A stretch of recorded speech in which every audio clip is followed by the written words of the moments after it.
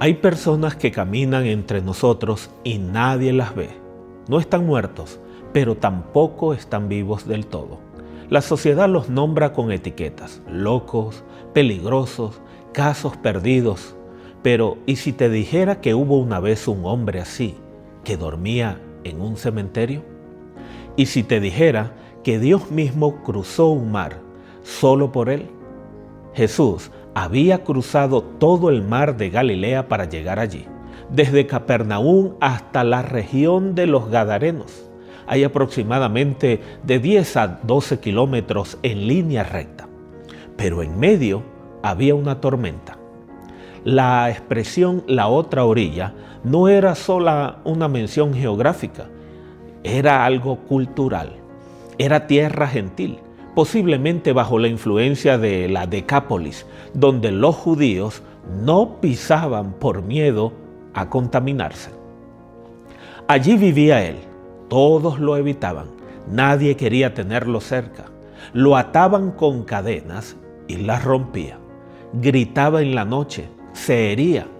No era solo un problema psicológico, era algo espiritual, era el retrato vivo del abandono, del miedo y del caos.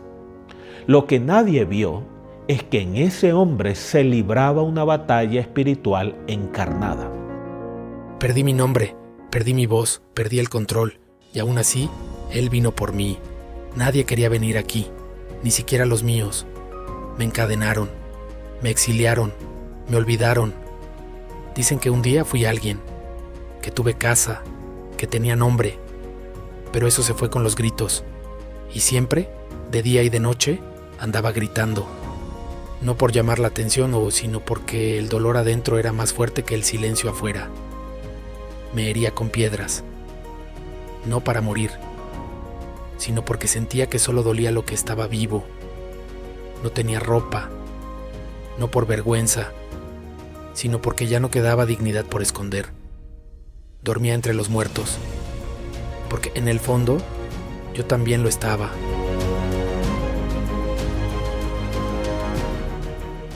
El Evangelio de Marcos dice que esto ocurrió en la región de los Gadarenos, Gerasa, al otro lado del mar de Galilea, Marcos 5:1. Esta era una región gentil influenciada por Roma. Allí los judíos no iban, mucho menos un rabino, un maestro. Pero Jesús fue. Dios cruzó una tormenta literal y simbólica para llegar al lugar donde nadie esperaba verlo. Cuando Jesús puso en pie en esa costa impura, el caos lo reconoció. Los demonios sabían quién era. Lucas lo registra con claridad. ¿Qué tienes conmigo, Jesús, Hijo del Dios Altísimo? Te ruego que no me atormentes. Lucas 8:28. No lo vieron solo como un rabino o un profeta, lo vieron como el Señor soberano del mundo invisible. Lo que los hombres no veían, los demonios lo sabían. Jesús era el Cristo. Este hombre vivía entre tumbas, dice Marcos 5:3. En la mentalidad judía, los cementerios eran impuros, Números 19:16. Vivir ahí era lo más bajo que alguien podía caer. Y sin embargo, ahí estaba Jesús. Y ahí fue Jesús. Jesús no evitó la impureza, no evitó la locura, no evitó el caos. Fue directamente a buscar al que todos daban por perdido. No sé cómo fue, solo sé que cuando me acerqué, algo dentro de mí tembló, grité, me arrastré, me resistí, pero entonces Él habló, no gritó, no me empujó, no puso su mano, tan solo dijo mi nombre sin decirlo. Y cuando pronunció las palabras, sal de este hombre, todo lo oscuro dentro de mí se rompió, se fue. Yo no entendí por qué los demonios pidieron irse a los cerdos, ni por qué Jesús lo permitió, pero lo que sí sé es que cuando los cerdos se lanzaron al mar, algo en mí también murió y no volvió.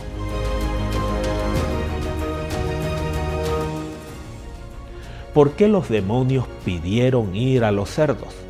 porque sabían que Jesús los echaría fuera. Querían evitar la aniquilación. Jesús, soberano incluso sobre el mal, controla la forma y el destino del mal, no porque negocie con él, sino porque su autoridad es total. Los cerdos eran un símbolo de impureza. Se convirtieron en el escenario del juicio. Fue un acto público lo que habitaba en aquel hombre y fue expulsado ante todos. El mal no fue vencido en secreto. Cuando volví en mí, por primera vez en años, sentí que estaba despierto.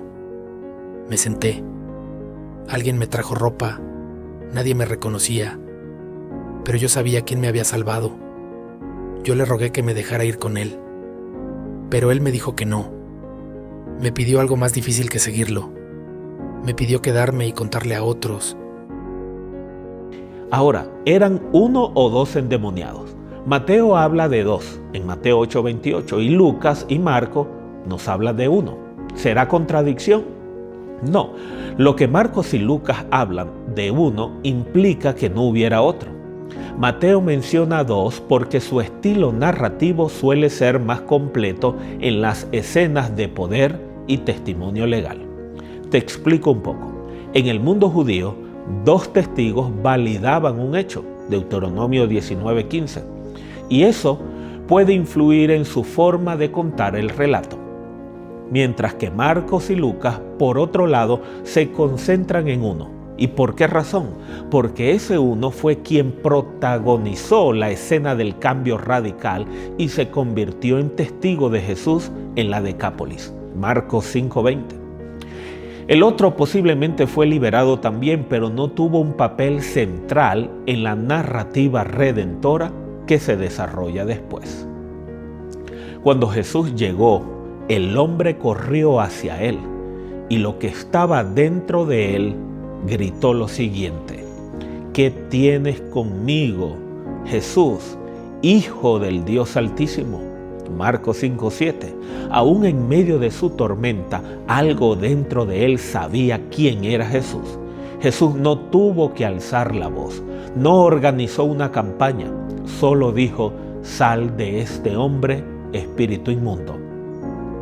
Porque con Cristo la autoridad no se impone, solo se irradia. El hombre fue liberado y cuando la gente vino a verlo, estaba sentado, vestido y en su juicio cabal. Marcos 5:15. Tal vez tú no duermes en medio de tumbas, no gritas por las noches, no rompes cadenas con las manos, pero hay algo en ti que ha estado atándote por años. Tal vez no se ve, pero lo sientes. Esa voz interna que no se calla. Esa culpa que se disfraza de éxito. Ese vacío que llenas con ruido, con trabajo, con relaciones o con humor. Estás entre tumbas, aunque por fuera parezcas vivo. Y has aprendido a vivir así por mucho tiempo. Al caminar entre la gente, sin mostrarte que estás desboronado por dentro, algunos viven así toda la vida, otros se rinden antes, pero tú no tienes que quedarte ahí, porque aunque nadie más venga por ti, Jesús cruzó el mar solo por uno. Él no se espanta por tu historia, no retrocede por tus heridas, no necesita que limpies el camino para acercarse. Él viene a donde nadie más va, a esa parte de tu vida que hasta tú evitaste. Y Él no viene a preguntar, Él viene a liberar. Tal vez no entiendas todo, pero no hace falta, porque cuando Él habla, algo en ti lo reconoce, como si el alma supiera, este es el que he estado esperando. Y tal vez no te diste cuenta, pero Jesús cruzó un mar entero solo por ti.